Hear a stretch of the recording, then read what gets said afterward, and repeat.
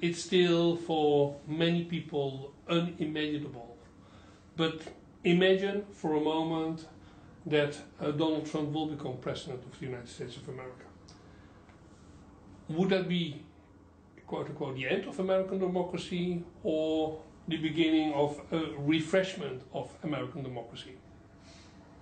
One never knows, but I don't think it will be the end. I mean, I think it somewhat depends on how Donald Trump governs. I mean, one thing I can say is that I don't think we know very much about Donald Trump, which is one of the things that's scary about him, but also one of the things that's exciting about him. I think one of the mistakes people make is that if they want to understand Hitler, they don't read Hitler.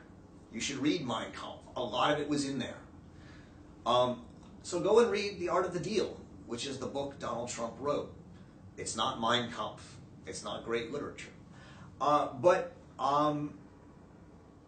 I think you can see page by page, step by step, what he's doing as a presidential candidate.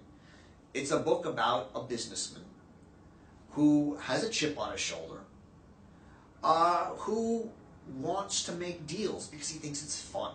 He actually has fun making deals.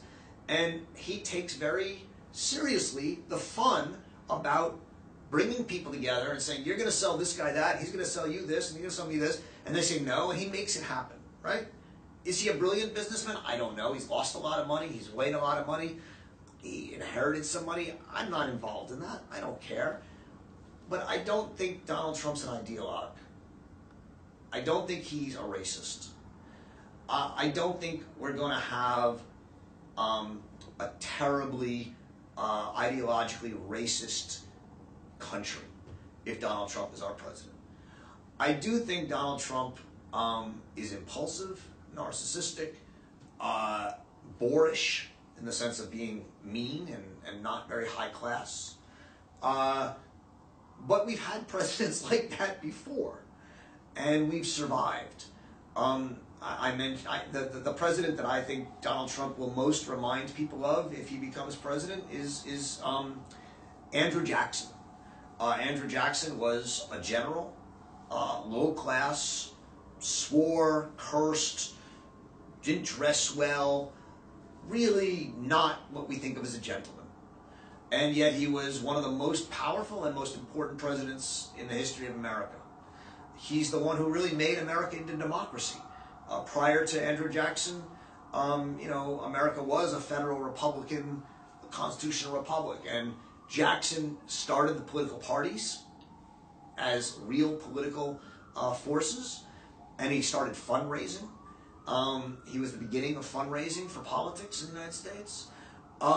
He was the beginning of a populist, democratically elected president who just terrified the elites of this country, terrified them, and hated them, and they hated him.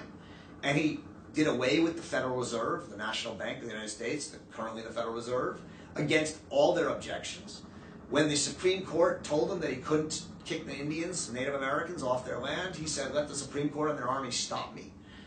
He basically governed as a populist, democratic tyrant. And yet, he was probably the most popular and democratic president we've had. We survived that. My hope is that Trump wouldn't be that bad, and we'd survive him too. We may actually get some good things from Donald Trump, just like there's a lot of good things that came out of Andrew Jackson's presidency.